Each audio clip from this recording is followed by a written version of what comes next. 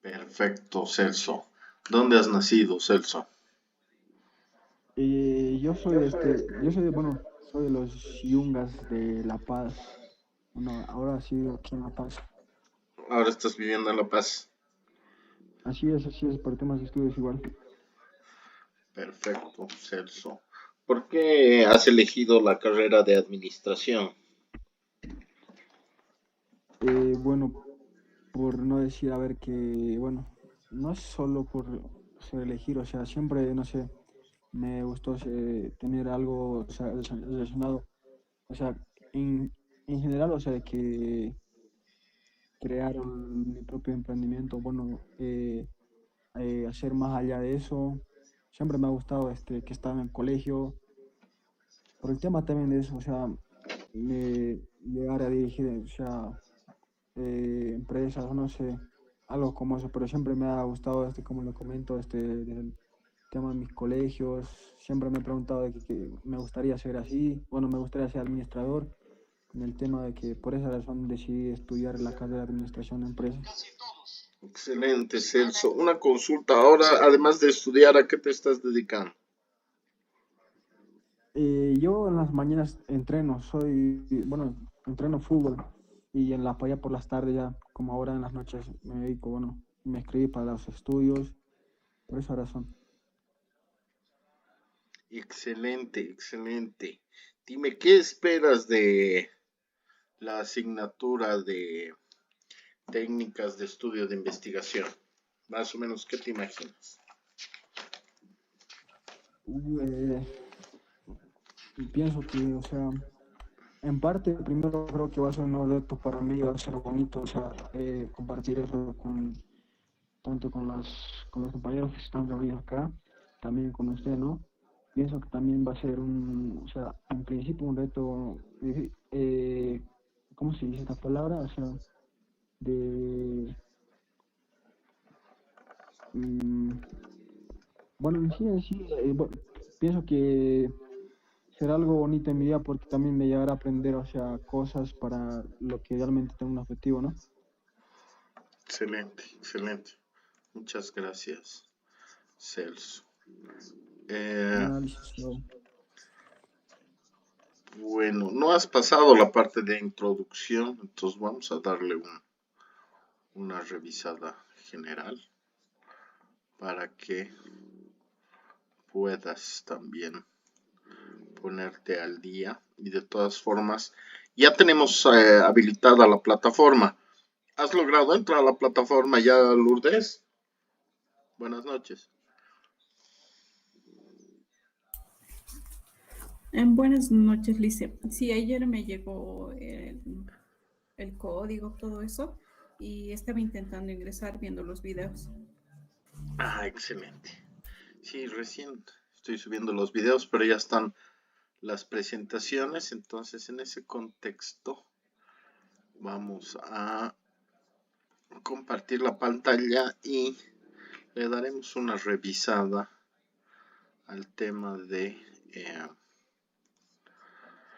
lo que habíamos visto sobre el aprendizaje. En realidad lo que estamos buscando es primero ver parte del aprendizaje universitario y luego la gestión del universitario en el contexto actual. Entonces, ¿cuál creen que es su rol como futuros profesionales en administración? Celso, esa pregunta está dirigida para ti.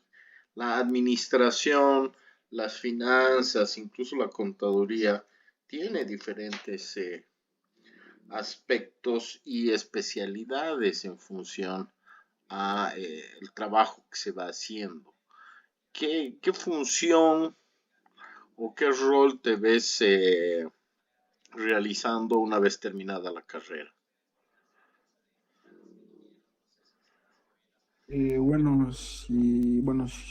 un principio creo que una vez terminado la carrera sea mi rol, eh, ante todo, o sea, una vez terminado la carrera, eh, yo pienso que, o sea, en principio para comenzar una ruta de ahí en adelante o sea, acabando la carrera se dice, ¿no? Yo pienso que, o sea, ahí ya me vería, o sea, como eh, ganar algo de experiencia, algo de emprender algo, no sé, verme, o sea, más o menos ahí, o como realmente quiero hacer una vez terminando la carrera, o de ahí en adelante, más o menos ahí. Excelente, Celso. En realidad, esta visión de nuestro rol es importante porque para cualquiera de las especialidades que vayamos a identificar o vayamos a asumir dentro de la carrera o el mismo trabajo, tiene que ver con la forma de obtener la información, de sistematizarla, de empezar a procesarla en función a nuestros objetivos de administración o de finanzas en general, ¿no? O sea, no solo somos personas que van a recibir el conocimiento, sino tenemos que este conocimiento, estos datos, esta información que vamos a obtener, empezarla a transformar, digerir, analizar para convertirla en un nuevo conocimiento que nos permita justamente lo que tú dices, Celso, ¿no? Apoyar en un emprendimiento, mejorar la calidad administrativa de la institución en la que estoy trabajando, el insertar innovación. Entonces, las técnicas y métodos de aprendizaje lo que nos va a permitir es procesar esa información y incorporar capacidades clave como la gestión del tiempo y organización. El entender que hay un proceso de pasos metodológicos para lograr nuestro objetivo. Y a partir de eso es que vamos a poder gestionar el tiempo dentro de nuestra organización y personalmente, asignar tareas a partir de horarios, a partir de métodos de estudio que son importantes, como el Pomodoro y esta matriz de urgente, necesario, no urgente, no necesario. Entonces tenemos algunas técnicas como las del Pomodoro que nos dice, para poder realizar una actividad, vas a tener múltiples distracciones. Entonces, no solo se trata que tu cerebro se libere de esas distracciones, porque las vas a tener tanto en el trabajo como en tu lugar de estudio. Y lo que te plantea es que trates de concentrarte en una actividad durante 25 minutos, que eso lo llaman el pomodoro. Estos 25 minutos que estás dedicando solo a una actividad, ya sea estudio, ya sea resolución, digamos, de libros de balance, ya sea planificación de cómo vas a elaborar la organización mensual, semanal, diaria, tratar de no tener distracciones. Por eso la sugerencia es programar en tu reloj o en algún dispositivo que te permita registrar estos 25 minutos para elaborar de forma continua la tarea que se te asigna.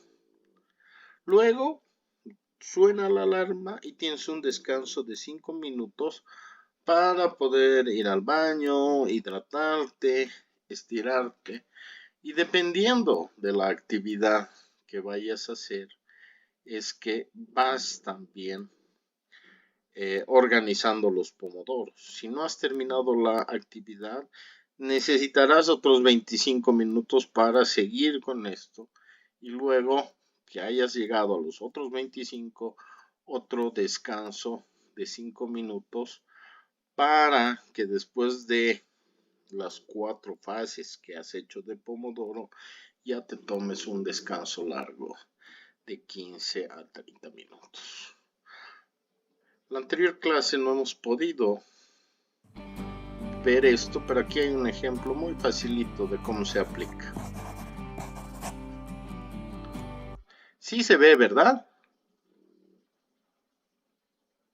Sí, licenciado, sí se ve. La productividad personal, como muchas cosas, tiene sus complicaciones, como la procrastinación. Apuesto a que te ha pasado que te dispones a hacer algún trabajo y haces todo menos lo que en verdad tienes que estar haciendo. Tranquilo, esto es algo normal que en algún momento a todos nos pasó. La buena noticia es que existen herramientas como esta para que puedas concentrarte y mejorar tu eficiencia en todo lo que tengas que hacer. Esta técnica es muy simple, pero a la vez muy poderosa, y se llama técnica Pomodoro. Es muy buena ya que al mismo tiempo de que te hace trabajar intensamente, también te da pequeños descansos entre cada sesión para que puedas despejarte un rato y asimilar mejor lo que has hecho. Es muy sencilla de llevarla a cabo. El primer paso es elegir solo una tarea que tengas que completar. Sea cual sea, solo elige una. Eliminaremos aquí la mentalidad de la multitarea, ya que se dice que la multitarea te hace una persona ineficiente, ya que no logras concentrarte y acabar una tarea a la vez. El segundo paso es trabajar en esa tarea por 25 minutos sin parar y con alta intensidad. Utiliza un cronómetro como el de tu celular para que te avise cuando ha finalizado tu tiempo. A este lapso de tiempo lo llamaremos Pomodoro. Esto ayudará a que entremos en estado de flujo de inmediato, ya que desarrollamos un sentido de urgencia. Recuerda que el estado de flujo es el estado de más alto rendimiento y productividad en una persona. El tercer paso es tomarte un pequeño descanso de 5 minutos. Se recomienda no hacer actividades que te saquen por completo de tu zona de trabajo, como salir de tu casa a comprar algo, enfrascarte en las redes sociales o ponerte a ver la televisión. De preferencia, haz actividades que no sean tan pesadas, que te relajen y que mejoren tu eficiencia al trabajar, como ordenar un poco tu lugar de trabajo, ir al baño, tomar agua, estirarte, dar una pequeña vuelta en tu casa o platicar con alguien. Y el cuarto paso es repetir este proceso 3 veces más hasta que hayas completado 100 minutos de trabajo. Y así habrás completado una sesión de esta técnica. Una vez que lo hagas, puedes tomarte un descanso más largo. Este será de 15 minutos y aquí puedes levantarte de tu lugar de trabajo e ir a hacer otra cosa que no tenga nada que ver con trabajar, como ver la televisión, darle una vuelta a tu perro, ver tus redes sociales o salir a comprar algo. Una vez tomado este descanso, si aún no terminas esa tarea, empieza otra sesión de 4 pomodoros y así hasta que acabes lo que tienes que hacer. Es muy importante eliminar todas las distracciones. Te recomiendo tener una libreta al lado tuyo, donde tienes que anotar todo lo que te distraiga durante un pomodoro, para que en el futuro seas más consciente de tus obstáculos y puedas eliminarlos. También, en esa libreta anota las cosas pendientes que se te vengan a la cabeza. Esto ayudará a que sigas sumamente concentrado y en estado de flujo, y no te quedes pensando en qué tienes que hacer durante este proceso. Así como ser muy organizado y tener todas tus herramientas a la mano para no distraerte ni un segundo. El tiempo de cada pomodoro y de descanso puede variar de cada persona. Puede que te ayude más estar 30 o 40 minutos trabajando o que te sirvan unos minutos más de descanso. Pero prueba esta técnica primero. Si no te funciona, prueba distintos tiempos y ajústalo como más te funcione. Si quieres seguir llevando tu vida al siguiente nivel y seguir recibiendo videos y resúmenes Excelente. como este, Entonces, en función a eso, otra de las herramientas que podemos utilizar para poder organizar nuestro estudio, nuestro trabajo y nuestras actividades es el usar este eje de coordenadas cartesianas para dividir nuestro trabajo en 4 cuadrantes. En el primer cuadrante vamos a ver qué es lo urgente, lo no urgente, lo importante y lo no importante. Generalmente cualquier tarea o cualquier actividad que tengamos planificada tiene estas características de tener cosas importantes, no importantes, urgentes o no urgentes. Cuando hablamos de la urgencia de algo, es bastante complicado de definir, porque muchas veces lo urgente es de alta prioridad y tiene que hacerse ya. En el tema de estudios o del trabajo, generalmente nos dan tareas que de alguna forma dicen que eran para ayer. Eso tiene un carácter de urgencia, porque tiene un plazo establecido, el que lastimosamente no se ha planificado bien y hay que darle la importancia máxima. Pero en algunos aspectos hay cosas urgentes que ya no se deben hacer porque ya ha pasado el plazo, ya has perdido la posibilidad de presentarla a tiempo. Entonces, en el tema de la planificación de nuestras tareas asignadas, tenemos que priorizar primero lo importante. Y a partir de la importancia que tenga esa actividad, calificarla como urgente o no urgente. Es decir, ver si el plazo establecido me va a permitir terminar con la actividad y hacerla ya, en ese momento, porque tiene una alta prioridad de importancia. Luego viene lo no urgente, que si bien llega a ser importante, son tareas que puedo posponer, que puedo darle un chance de presentación luego de esto urgente que me han pedido. Pero una vez terminado lo urgente, ¿dónde tendría que pasar? ¿A lo no importante? ¿O a lo no importante urgente o a lo no importante no urgente? ¿A qué cuadrante ustedes me dirían que tengo que pasar?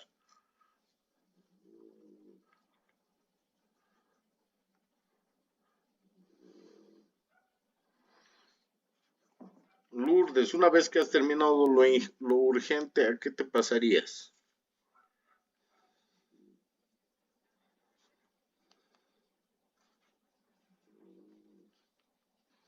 Lice. Una vez terminado lo urgente, lo que tenía que ser para allá, ¿a qué pasarías? ¿Qué actividad realizarías? ¿Las no importantes? Las tareas que son, las tareas que no son tan urgentes, pero que son planificadas para luego. Perfecto, entonces nos pasamos a terminar lo no urgente y luego recién pasaríamos a lo no importante. No importante son poco relevantes, pero también tienen un plazo. Entonces, tenemos cuadrante 1, cuadrante 2, cuadrante 3 y el cuadrante 4. Que generalmente el cuadrante 4 son las que tienen mayor contenido distractivo. Si bien tienen que realizarse, pero tienen un contenido distractivo que nos va a afectar a las importantes, no urgentes y a las urgentes. Entonces también tengo una pequeña explicación sobre eso para que podamos ver. El día de hoy les voy a compartir una herramienta súper chévere para priorizar tus actividades. De hecho, se llama así, matriz de prioridades. ¿Y qué quiere decir esto? Bueno, pues básicamente es para que sepas qué hacer primero y qué hacer después, en caso de que tengas un montón de cosas por hacer y no tengas ni idea de por dónde comenzar. Es muy sencilla de utilizar, solamente vamos a dibujar un cuadrado y dividirlo en 4 secciones iguales. En la línea horizontal vamos a evaluar la importancia de las cosas, es decir, qué tanto nos puede afectar el hacer o no hacerlas. Y en el eje vertical la urgencia de las mismas, o bien, si tenemos que tenerlas listas para ahorita o para ahorititita. De este modo, si es una tarea que no es importante y que no es urgente, vamos a ponerla en el recuadro inferior izquierdo. Las tareas que tengamos en este cuadro las analizaremos para saber si realmente es necesario hacerlas o podemos omitirlas. Aquí podríamos poner cosas como acomodar tus zapatos por color, quitarle el polvo a tus libros, pasar el limpio tus apuntes de la primaria y todo ese tipo de cosas que quizás se verían muy bonitas, pero realmente no nos ayudan en mucho. Luego pensaremos en tareas que sean urgentes, pero no importantes. Y mira, si es urgente pero realmente no es tan importante y no es necesario que lo hagamos nosotros mismos, buscaremos la manera de que alguien más las haga. Aquí viene la delegación de tareas. Y aunque muchas personas prefieren hacer todo ellas mismas, siempre es bueno aprender a saber qué tienes que hacer tú y qué puedes dejar que haga alguien más. Acá pondremos cosas como ir al supermercado, salir a recibir paquetería, agendar una cita para esto, para lo otro, o asistir a una reunión quizá no tan importante. De aquí pasamos a anotar las tareas que sean importantes, pero que no sean urgentes. ¿Y qué hacemos con las tareas aquí? Pues les ponemos una fecha y las anotamos en nuestro calendario. En este otro video tengo una herramienta muy buena para llevar el control de todo eso. Acá vamos a poner cosas como sacar cita con el dentista para tu revisión semestral, pagar nuestras tarjetas de crédito, en el caso de que todavía no se acerca la fecha de pago, buscar áreas de oportunidad del negocio, cualquier cosa que nos beneficie, pero no sea necesario hacerla en este preciso instante. Y por último vamos a poner aquellas actividades que sean urgentes y que sean importantes. ¿Y qué crees? Aquí sí ni para dónde te hagas. Estas las tienes que hacer o sí y a la de ya. A estas actividades debemos enfocar toda nuestra atención y ponerle un chorro de esfuerzo para terminarlas lo antes posible. Acaban cosas desde asistir a reuniones importantes el día de hoy, llamar a algún cliente para cerrar un negocio, realizar pagos que tengas atrasados y cualquier cosa que entre más tiempo te tomes en hacer, más te va a afectar o que entre más rápido hagas, más te va a beneficiar. Y bueno, con eso concluimos este video. Si te ha gustado, no olvides dar like y suscribirte o compartir.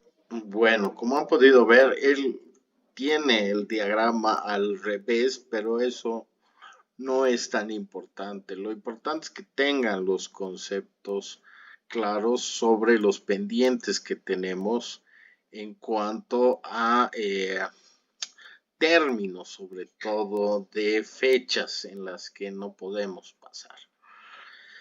De ahí es que tenemos que empezar a usar técnicas de estudio o de trabajo que nos permitan ir sistematizando cómo es que vamos a elaborar nuestro trabajo. En ese contexto, ¿ustedes saben qué es la sistematización? Cualquiera de los tres que me pueda contestar.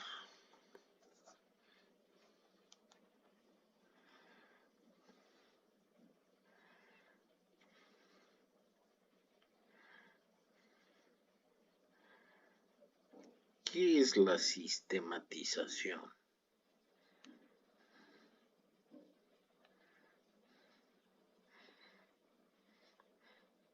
Que es un concepto bastante simple, pero quisiera, o sea, no hay respuesta errónea. Lo que quiero saber es qué entienden por sistematización.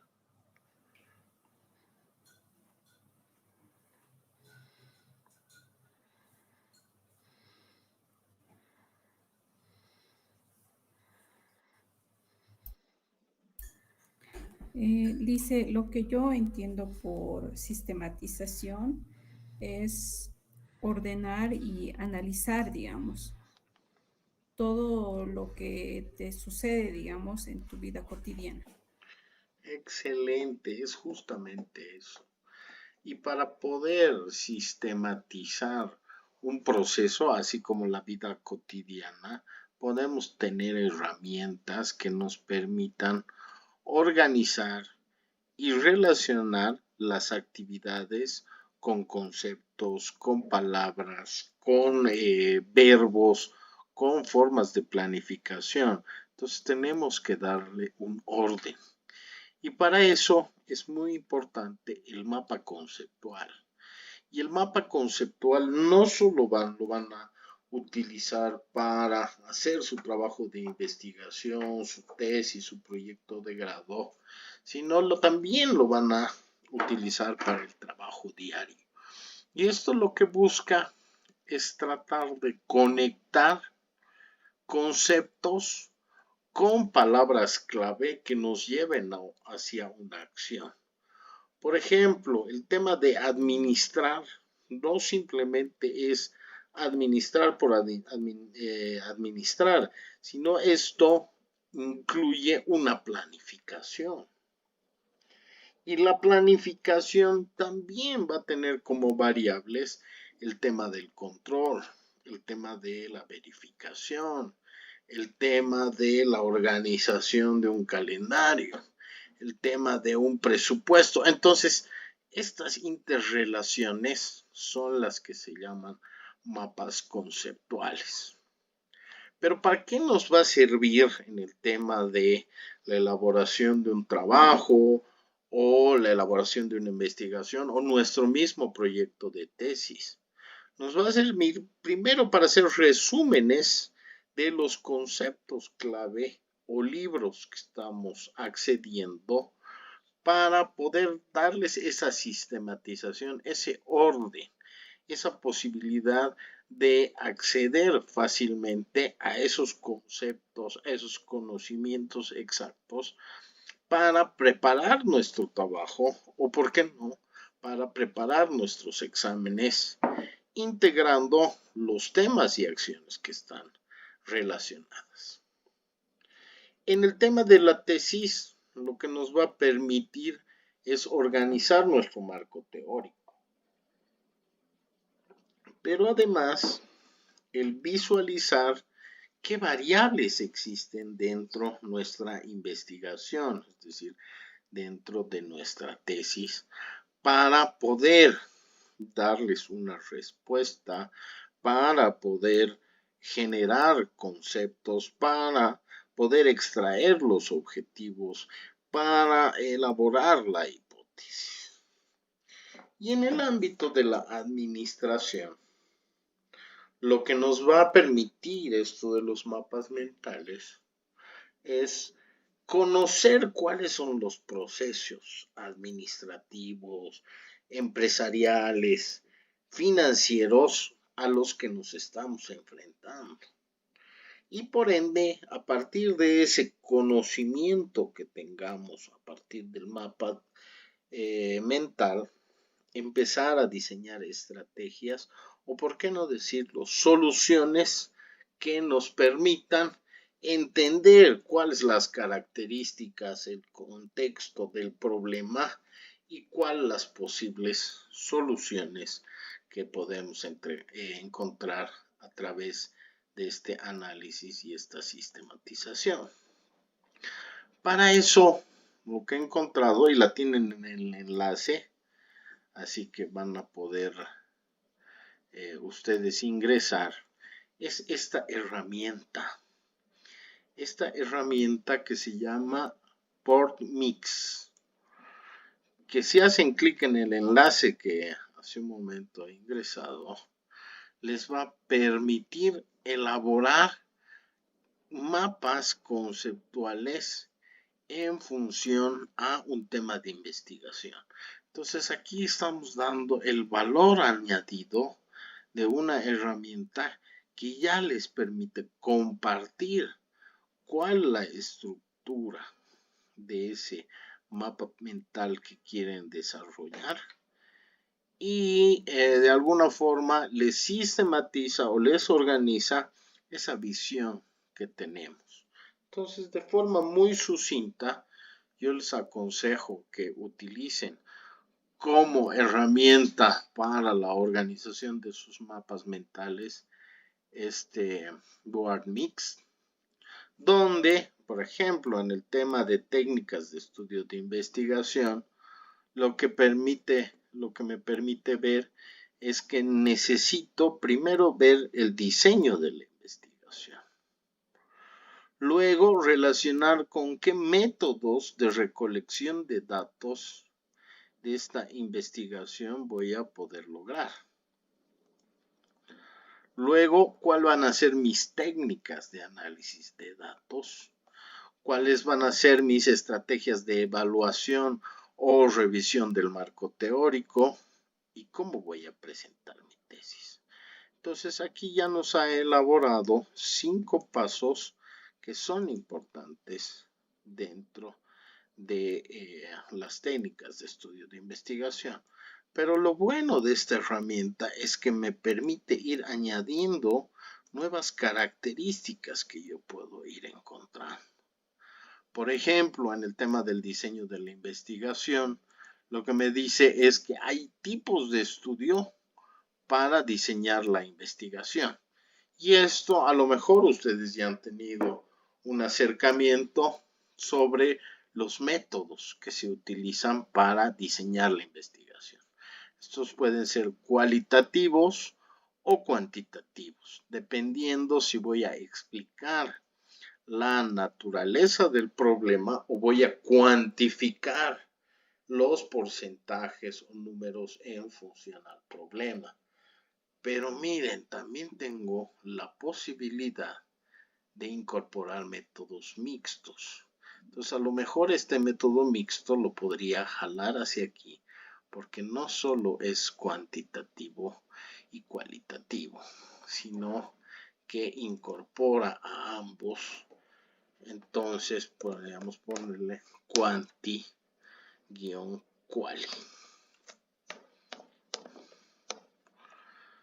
Y de esa forma ir organizando más hacia, si quieren, la derecha, mi mapa mental.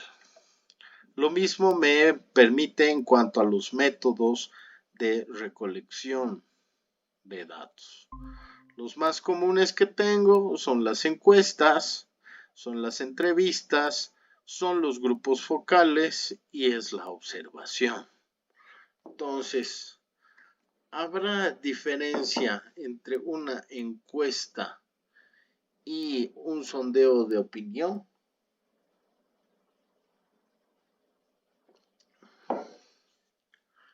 ¿Qué me dicen ustedes? Otra vez, de forma muy genérica, ¿no? O sea, ya que hemos pasado las elecciones, díganme ustedes, ¿han sido fiables las encuestas?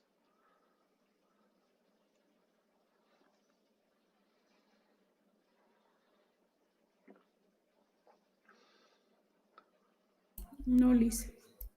¿Qué crees que ha fallado ahí? ¿Por qué no nos han dado encuestas verdaderas? ¿Por qué no se han cumplido?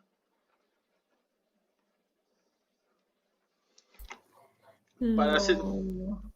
Perdón, dime, Lourdes. Bueno, lo que ha influido ahí en las encuestas es, digamos, que según lo que yo he visto, los nulos blancos eran los indecisos, digamos, por quién iban a votar, entonces más había blancos. Y esos votos yo creo que se han subido para el ganador, ¿no? Excelente, excelente, muy buena apreciación. Entonces, se ha usado un método que es el de la encuesta, que justamente no me ha permitido observar características del medio como los nulos y blancos. Pero además se ha hecho una encuesta. En la encuesta lo que es fundamental es el tema de el universo, que eso lo vamos a ir viendo luego, no se preocupen. Pero lo que quiero que vean es cómo voy armando mi mapa conceptual, mi mapa de ideas a partir de las conexiones. A lo mejor yo en la encuesta debía haber incorporado un universo mayor o el no solo abocarme a las sedes de departamentos, sino también ver provincias, ver áreas rurales. Entonces hay una serie de cuestiones. Otro de los métodos de recolección es la entrevista. El grupo focal. El grupo focal es más un sondeo de opinión donde mi universo o sea, el universo de las personas que voy a consultar es menor. No tiene la jerarquía de una encuesta, porque ahí no estoy diferenciando edades, no estoy diferenciando género, no estoy viendo que sean iguales, sino estoy sondeando a través de estos grupos cuáles son las posibles preferencias y si vamos a lo electoral hacia un candidato y por qué, más allá de preguntarle directamente por quién va a votar. Y el otro es el tema, por ejemplo, de la observación. A ustedes les ha debido tocar hacer trabajo de campo y encontrar la información no en forma teórica, no en blanco y negro, donde se haya sistematizado un documento del cual tengo que extractar. Por ejemplo, a lo mejor no hay un balance o no hay un plan de factibilidad para la realización de un proyecto o la estructura de una empresa. Entonces, lo que yo tengo que hacer es usar otro instrumento que es inicial, el de la observación, e ir recopilando qué información me puede servir y qué características del entorno son posibles para incorporarlas en mi método de recolección de datos. Entonces les he dejado el enlace en la presentación ya está en la plataforma y si quieren que sigamos profundizando en herramientas de inteligencia artificial como estas, estamos prestos para ello, pero lo que quiero que quede claro es cómo se va configurando nuestro mapa conceptual. Otro de los aspectos dentro de nuestras técnicas de estudio son los resúmenes analíticos. Y al igual que la información en el mapa conceptual, yo lo que necesito es resumir, sintetizar y sistematizar qué información estoy obteniendo a partir de un texto, a partir de un informe, a partir de un flujo de caja, a partir de los documentos que me están señalando. Y para ello, incluso en el tema de contaduría, por ejemplo, lo que voy a tener que ver es ver a quién pertenece este texto que estoy utilizando. ¿Por qué se me está desviando tan rápido? Ahora sí. Entonces tengo que ir sintetizando los aspectos de mi documento. Primero, ver quién es el autor, porque en su momento voy a tener que referirme a este autor. Y en lo que investigación llamamos los créditos, que están relacionados con esto de las formas de citar mediante la APA, necesitamos el autor, necesitamos el título y necesitamos el año, porque voy a hacer referencia a estos documentos. Si he encontrado problemas, si he encontrado errores, tengo que sobre todo tener el registro de quién es el autor, ya sea una institución, ya sea una persona, cuál es el título del documento, de la imagen, del informe, del flujograma, del análisis estadístico. Para, después de tener esto, hacer un análisis personal sobre qué beneficios me está otorgando esta información. Y es más, qué relaciones encuentro con la información que puedan ser contradictorias o que tengan ciertas implicaciones dentro del trabajo que tengo.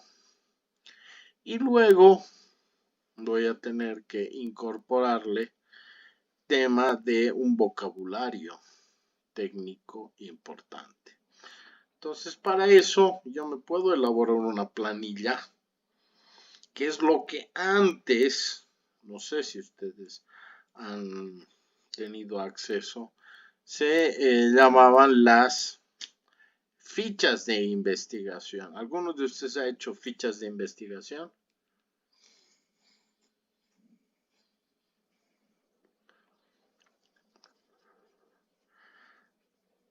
Lourdes, ¿te ha tocado hacer fichas técnicas alguna vez o fichas de investigación? No, Lice, la verdad no. Esto con la computadora ya no es tan usado, pero yo me acuerdo que incluso había que hacer estas fichas de investigación o fichas bibliográficas o fichas técnicas en máquinas de escribir. La tecnología nos ha ayudado mucho en eso, pero se sigue haciendo, ya sea digitalmente o ya sea a partir de un archivo Excel u otros instrumentos que podamos tener, como el Word o el SPCC. Podemos incorporar primero la referencia bibliográfica. Lo que más se usa son las normas APA, porque nos plantean, como les decía, autor, título, año, editorial o la institución de la cual estamos extrayendo la información. Luego, incorporar en un párrafo, no más de 10 líneas, ver cuál es el objetivo de este texto. Es un informe anual, semestral, es un cierre, son datos económicos. ¿Y cuál es la postura del autor? Hay un balance positivo, negativo, ha faltado insumos, ha sobrado insumos, se echa en el tiempo establecido. Esa es la idea central. Para luego, a partir de esa idea central, hacer un análisis crítico en el que nos autocuestionamos sobre si es convincente la argumentación, si tiene evidencia, si ha utilizado bases para justificar las afirmaciones que hace, si hay relación con otros documentos, con otros autores, con estas teorías y luego sacar nuestras conclusiones. Ahora, esto tiene el tamaño de una ficha. ¿Cómo calculo el tamaño de una ficha? Fácil. Es aproximadamente la mitad de una hoja donde debe entrar toda esta información y nosotros podamos tenerla y accederla fácilmente. Aquí hay una serie de aspectos que podemos usar, colores para identificar años, formas, hacernos una especie de fichero en una caja de zapatos. Hay muchas cosas que van a poder encontrar si quieren saber más sobre esta técnica de estudio. Pero bueno, luego de esto tengo que organizarla según el contenido. ¿Para qué? Para ver cómo lo voy a utilizar en mi investigación. Tengo que ver qué tipo de lenguaje está usando y tengo que también clasificar sobre si la información es relevante para mí y si se refiere a mi contexto. Para de esta forma, yo en función a la ficha técnica, hacerme una autoexplicación de lo que he encontrado en ese proceso de investigación o de estudio. Entonces, luego de eso, yo puedo, para que me quede guardado y tenga una base teórica sobre los hallazgos que he encontrado, tengo que verbalizar o tratar de exponer esto en mis propias palabras, en mis conceptos y explicar qué es lo que estoy aprendiendo. Entonces ahí surge una base teórica en la que estamos procesando la información. No la estamos memorizando, sino la estamos haciendo nuestra. Y aquí tengo una pregunta importante. Y a Luis, le tienes que agradecer a Lourdes, porque si no, no ibas a tener asistencia aquí. Hoy te toca dar la cara, Lourdes. Mil disculpas. Lourdes, ¿qué es plagio, según tú?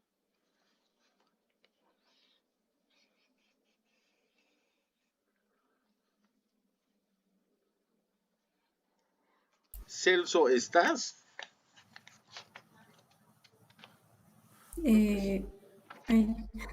Dime, Lourdes. Ya, bueno, para mí plagio es robar una idea, copiar, digamos, el trabajo, digamos, que a uno le ha costado hacer y copiar, digamos, y él lo presente primero y ya, pues, gane más nota, ¿no? De acuerdo, totalmente de acuerdo. Pero ahora viene la pregunta capciosa. Si tú haces un resumen de un documento, de una idea, ¿llegará a ser plagio? Sí, sí, digamos, yo la copio, es un plagio, digamos, de una idea, pero si yo pongo mis criterios, entonces no sería un plagio. Exactamente, de eso es lo que se trata esta técnica de estudio activa de la autoexplicación. No estás haciendo un copy-paste del documento o de el ensayo, libro que has encontrado, sino que lo estás convirtiendo a partir de una estrategia metacognitiva en algo ya propio. Es lo que tú has entendido a partir de tu verbalización, de tu escritura, de tu resumen, en función a esa información que has tenido. ¿Cómo podemos lograr esto para que no se vuelva en un plagio? Primero, leer ese material. Digamos que me han propuesto mejorar la sostenibilidad empresarial y he encontrado diferentes modelos de sostenibilidad empresarial. A partir de mi resumen, sistematización de ese documento o los documentos que estés encontrando, los estudias, los resúmenes y luego tratas de incorporar tu metacognición a partir de preguntas que te puedes realizar para responder sobre las características y cualidades de lo que has encontrado. Entonces, ¿por qué esta información es importante? A partir de esa explicación ya la estoy convirtiendo en mía la información. ¿Cómo se relaciona con lo que he estudiado en la carrera? O con los objetivos o planteamientos que me pide la empresa. ¿Qué ejemplos de mi vida cotidiana o de mi realidad puedo incorporar para relacionar este nuevo conocimiento? Entonces, a partir de la redacción o explicación oral de esto, debemos revisar si tenemos algunos vacíos cognitivos, si es que tenemos algunos errores y ya convertirla en nuestra. Eso es lo que llaman el touchback. Es la enseñanza hacia atrás. Entonces es como cuando te preparas para defender tu tesis. No lo vas a hacer la primera vez directamente con tu tribunal o con tu comité evaluador, sino a lo mejor lo harás en aspectos más familiares, más íntimos, para que vayan calificando cuál ha sido tu desenvolvimiento, qué vacíos todavía tiene tu propuesta o tu hipótesis. Entonces, es tratar de imaginar que estás enseñando sobre el tema a un compañero, a un familiar, y ver de qué forma puedo explicarle lo que he encontrado a partir de mi investigación o de mi estudio. Esto nos va a obligar a hacer ese trabajo de sistematización de las ideas y sobre los textos de una manera lógica. Entonces, a partir de eso, otra vez, el interrogarnos sobre cuál es la idea central, cómo aplicaría esto que he encontrado a mi institución o a un caso real que nosotros hayamos identificado, y lo otro es revisar si se puede grabarte o incorporar en un archivo, en una hoja de cálculo, en una hoja de texto, qué es lo que he encontrado para poder revisarlo y corregirlo. Entonces, con esas tres técnicas vamos a poder tener un pensamiento crítico. En el contexto actual,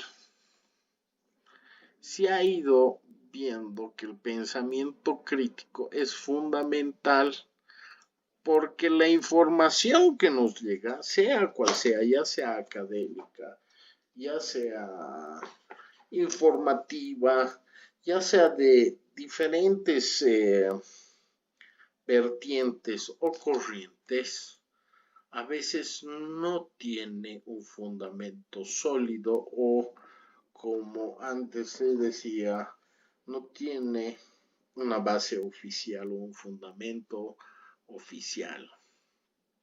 Entonces, por eso toda la información que nos llegue, incluso la desde esta misma clase, ustedes deben de analizarla, evaluarla, reconstruirla a partir de sus ideas y fundamentarla evitando sesgos, suposiciones o ideas no verificadas.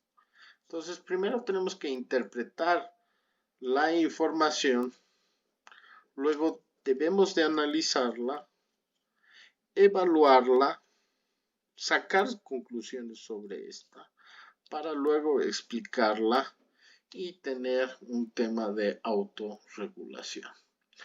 Para eso vamos a hacer un pequeño ejercicio y Luis, lo bueno es que estás viendo y de alguna forma me podrás escribir, pero quiero que hagas que llevemos estos componentes a partir de esta información.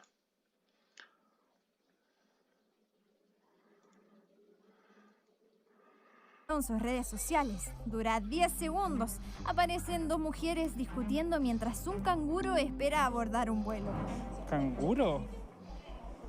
¿Por qué un canguro querría subirse a un avión? Qué pena no haya pasado con los perritos igual, pues han habido casos bien tristes. ¿Qué no está como en las cajitas de los perritos? ¿Por qué los perros tienen que pasar por eso y este canguro no? ¿Por qué tiene un ticket?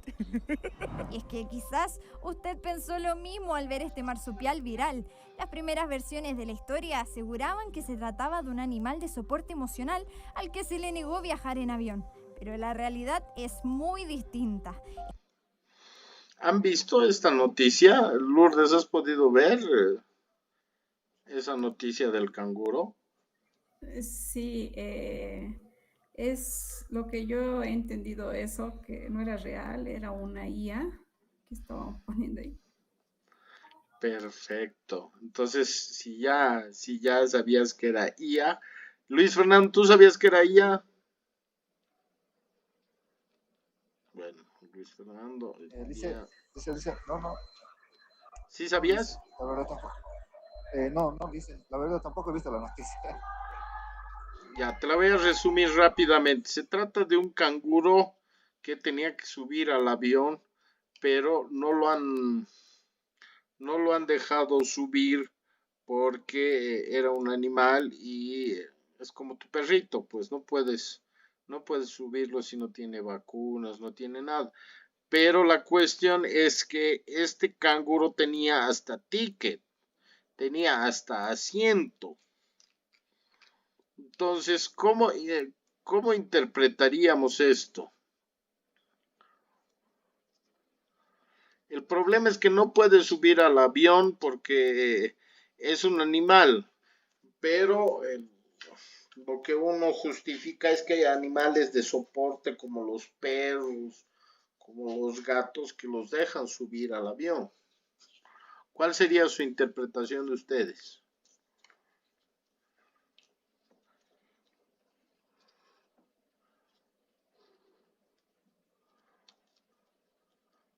Se las hago fácil. ¿Puede subir o no puede subir al avión el canguro? Tiene hasta ticket. ¿Se han fijado? Tiene hasta pasaje. Dice, no puede subir porque no existe. ¿Cómo no existe? Canguros existen. Claro, pero no ahí en el aeropuerto. Pero digamos que sea cierto. ¿Cómo interpretarías? ¿Tú lo dejas subir al canguro o no lo dejas subir? Si es que tiene su pasaje, su asiento, tendría que subir. Ay, interesantísimo. ¿Tú, Luis, lo dejas subir o no al canguro al avión? Dices, yo creo que no. ¿Por qué? Creo que hay restricciones con los tipos de animales. Si es doméstico, obvio que sí, pero si es un animal, se puede decir salvaje, no está permitido. Excelente. Esa es la interpretación entonces que nos pide esta noticia. Un animal salvaje, digamos que no era canguro y nos hubieran dicho que era un oso panda, que era un dinosaurio, ¿podía subir al avión? No, porque existen reglas, no es un animal doméstico, es un animal salvaje, que incluso creo que tiene técnicas de boxeo y no sabes qué vaya a pasar. Ese análisis de esta interpretación de la información es la que nos va a llevar a una conclusión. Y ahorita vamos a ver, hay gente que ha creído, otra que no. En función a eso y a nuestro análisis, tenemos que juzgar si es cierto o no es cierto. Y a partir de eso, ver conclusiones válidas para nosotros dar nuestro argumento. Entonces, veamos cuál es el final de esta aventura del canguro. En sus redes sociales, dura 10 segundos, aparecen dos mujeres discutiendo mientras un canguro espera abordar un vuelo. ¿Canguro? ¿Por qué un canguro querría subirse a un avión? Qué pena no haya pasado con los perritos igual, pues han habido casos bien tristes. Que no está como en las cajitas de los perritos, porque los perros tienen que pasar por eso y este canguro no, porque tiene un ticket. Y es que quizás usted pensó lo mismo al ver este marsupial viral. Las primeras versiones de la historia aseguraban que se trataba de un animal de soporte emocional al que se le negó viajar en avión. Pero la realidad es muy distinta. Este es un video creado con inteligencia artificial. No te creo, ¿en serio?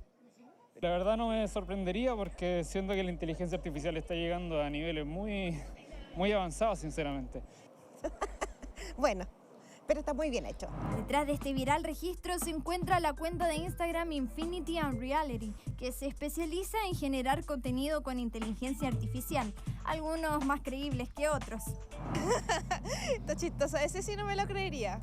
Ese siento que se nota más que inteligencia artificial porque se nota que es como un animal más hecho 3D, digamos. Las imágenes pueden causar gracia o deslumbrar por su realismo, pero sin duda hoy representa un llamado de atención sobre el imparable y veloz avance de la inteligencia artificial.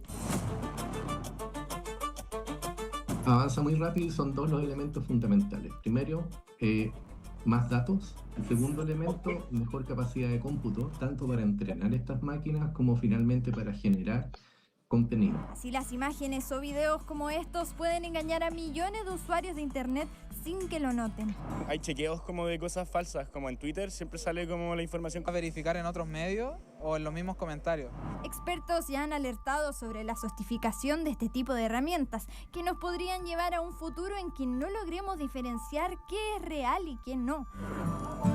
Nos estamos acercando rápidamente a un punto en el cual Finalmente, ni siquiera un ojo entrenado humano va a ser capaz de distinguir. La inteligencia artificial es un arma de doble filo propia de la revolución tecnológica de este siglo. Simplifica procesos y nos permite recrear postales imaginarias. Pero tenga presente que la IA también nos obliga a mantenernos alerta, de no creer todo lo que vemos en Internet. Esto es bien real. Es uno de los helicópteros en sus redes sociales. Excelente. Entonces nos pasa exactamente lo mismo. En nuestro contexto, en nuestra vida, ¿ha ingresado el tema de inteligencia artificial?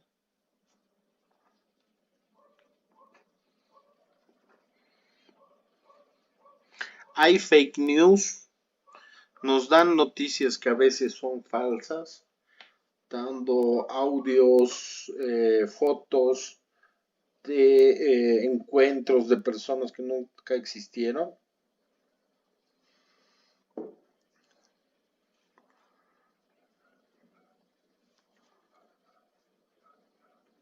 ¿Sí o no? Nomás díganme. Sí, Liz. Incluso para las elecciones han inventado noticias o escándalos en función a los candidatos. Entonces necesitamos una vez más dirigir nuestro pensamiento crítico a la interpretación. ¿Cómo estoy entendiendo esta información que me están dando? Porque no solo estamos hablando de videos, de audios, también de documentos que se hacen con inteligencia artificial. Y entonces no tienen ese análisis o esa capacidad de datos del contexto en el que estoy trabajando. A lo mejor se van a encontrar con POAs, con PDMs, que son a partir de la inteligencia artificial, no te están manejando datos reales, pero por su estructura y demás tú los das por válidos. Entonces tenemos que identificar qué argumentos, qué relaciones, qué fuentes han utilizado para hacer un documento, hacer una información. Evaluar si es Wikipedia, será una fuente válida, incluso para los conceptos. No, porque no tiene una fuente. Wikipedia no está hecha por personas expertas en el campo, sino uno de ustedes también puede escribir en Wikipedia y poner una referencia o datos que no correspondan. Entonces a lo mejor tendré que buscar fuentes oficiales, como una Real Academia Española, darme las formas de juzgar la credibilidad de las fuentes. Si es Rincón del Vago, no será pues una fuente confiable. Si es Wikipedia, no será una fuente confiable. Pero a lo mejor los informativos, aunque ahora los informativos también acuden a las redes para sacar la información. Entonces ahí nuestro pensamiento crítico tiene que expresarse de alguna manera y evaluar la información. Pese a que estamos en una cultura en la que cada vez más vamos hacia la facilidad de la información, lo que nosotros tenemos que hacer es empezar a esforzarnos en función a nuestro pensamiento crítico. Bueno, entonces una vez cerrado esto, Celso, hemos repetido la clase por vos y creo que ni estás. Nos apuraremos en el tema de la metacognición. Para poder entonces complementar estas herramientas, nosotros tenemos que usar nuestra metacognición para tener la capacidad de monitorear y regular cómo va a ser nuestro aprendizaje y a partir de ello convertirlo en autoconocimiento. Para eso necesitamos conocer nuestras fortalezas y nuestras limitaciones para hallar estrategias que nos permitan terminar con estos vacíos. Entonces lo que se plantea es que hay que incorporar estrategias que nos permitan llegar a un objetivo o a un resultado que estamos buscando. Por ejemplo, Lourdes está viendo que se esfuerza mucho, pero no está aplicando una estrategia. Mentira, no es Lourdes, esta es la Josefina. Josefina lo que hace es estudiar muchas horas para sus exámenes de finanzas y memoriza fórmulas, memoriza datos y no comprende a fondo cuál la interrelación que hemos visto anteriormente de esos datos con la realidad. Entonces, a pesar de que ha estudiado mucho, ha memorizado, ha dudado de su preparación, a pesar de que ha estudiado mucho tiempo y ha perdido mucho tiempo. Con esto ha llegado a un conocimiento superficial, pero a un nivel alto de estrés también por el no rendir en el examen. En cambio, Maya lo que ha hecho es identificar conceptos nuevos, conceptos que no conocía, no dominaba, y a partir de las herramientas ha buscado explicaciones adicionales para ajustar su método de estudio y comprender los vacíos cognitivos que se estaban generando.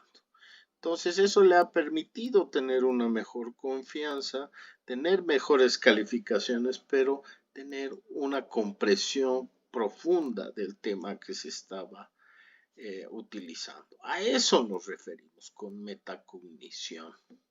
La metacognición nos permite planificar, monitorear y ajustar, es decir, sistematizar nuestro proceso de aprendizaje para no volverlo en teórico, sino volverlo en una herramienta que nos permita analizar la realidad y que nos quede claro la forma en la que vamos a usar esa información. ¿Cuáles son los componentes de la metacognición?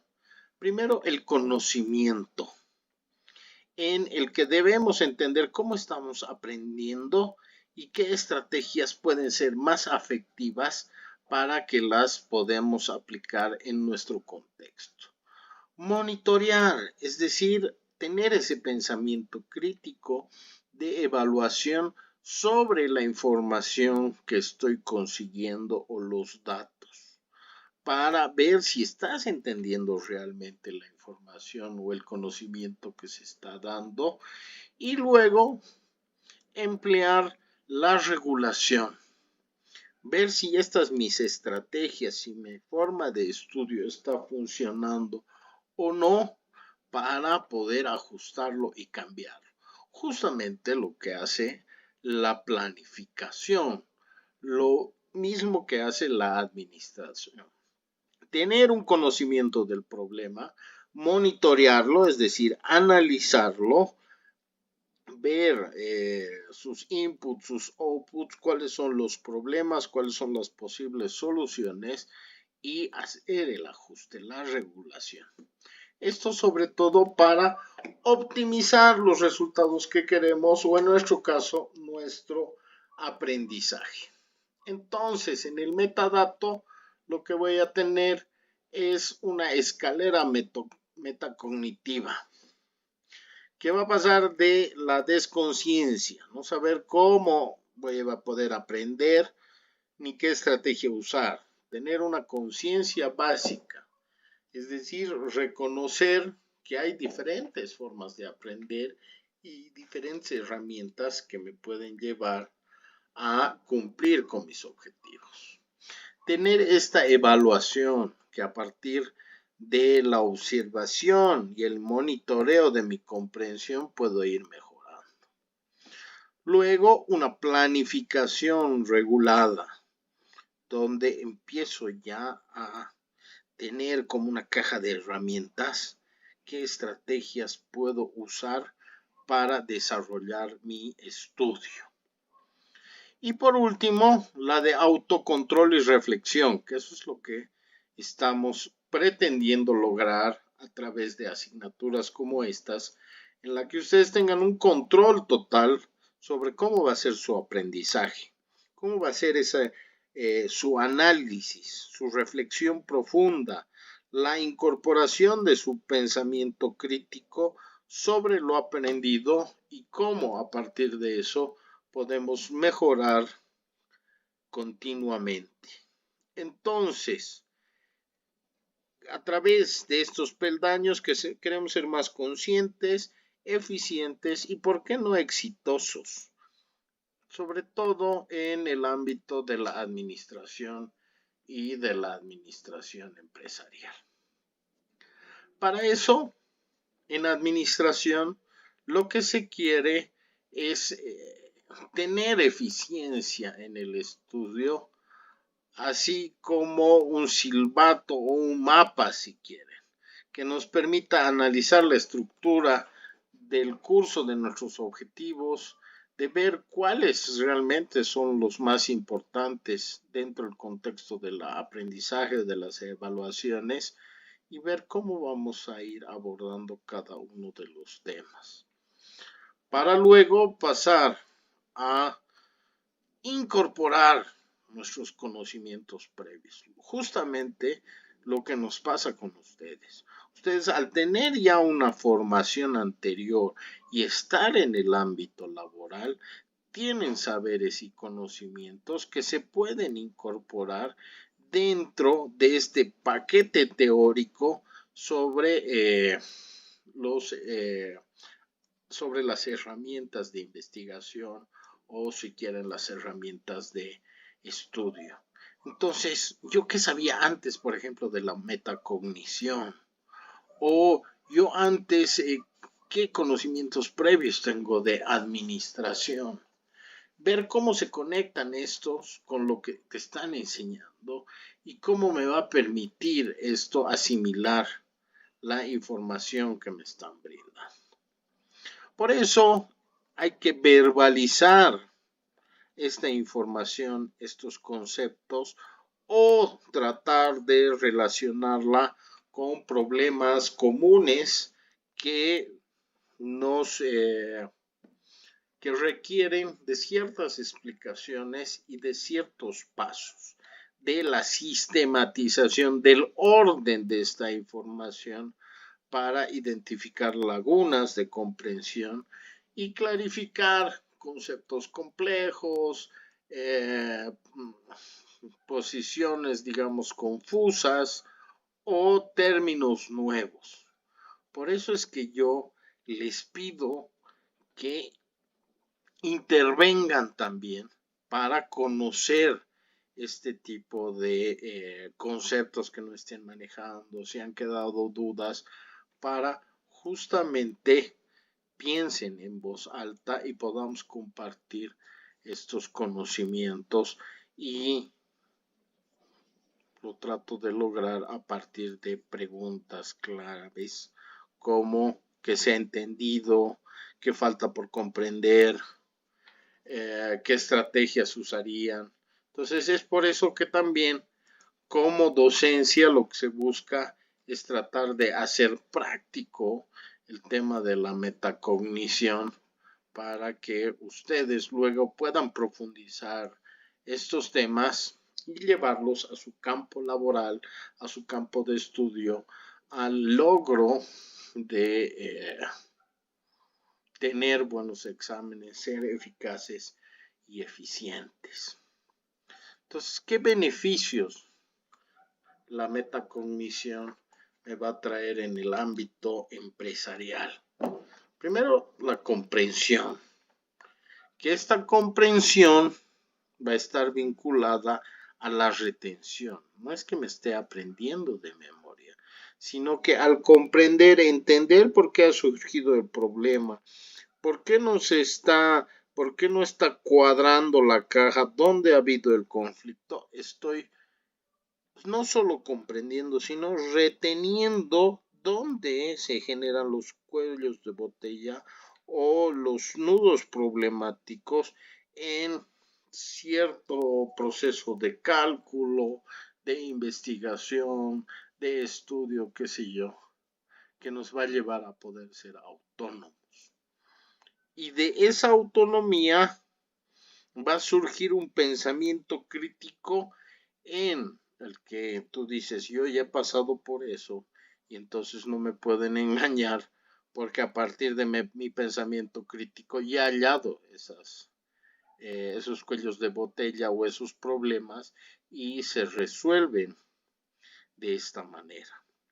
Entonces, incorporando el pensamiento crítico, vamos a poder lograr esa transferencia de conocimiento, lo que nos va a llevar a reducir nuestros procesos de ansiedad y nos va a aumentar la capacidad de poder aprender, pero también de adaptarnos rápidamente a instituciones, lugares, problemas o situaciones que debamos de alguna forma resolver rápidamente. Entonces, ¿qué es lo que se pretende hacer desde la docencia para fomentar en los estudiantes la metacognición? Tratar de moldear el pensamiento. Eso está ligado a problematizar los casos para que ustedes los resuelvan y ver cuál es el grado de razonamiento que tienen ante ciertos problemas o situaciones que les voy a ir mostrando. Entonces, al integrar estas prácticas, podemos ya dejarlos de verlos solo como estudiantes, sino también como futuros colegas que van a solucionar problemas o ciertos temas en función a la administración. Por eso es que lo que se quiere es incentivar un aprendizaje colaborativo a través de actividades donde yo les comparta posibles estrategias y ustedes las evalúen o a partir de la participación también puedan generar preguntas reflexivas, ¿no? No solo de qué estás aprendiendo, sino cómo quieres aprenderlo y cómo lo harías tú en un contexto diferente o en un tiempo diferente. Por eso es que es fundamental que ustedes participen en clases para tener esa retroalimentación metacognitiva y a partir de sus comentarios o mis comentarios ir integrando las prácticas que nos van a permitir mejorar el producto al que queremos llegar. Tengo casos prácticos de metacognición en la que podemos ver la planificación, la regulación, el monitoreo y la reflexión final. Pero debido a que este es un ejercicio, yo les propongo que lo pasemos para el día sábado y así lo hacemos más práctico. ¿Está bien?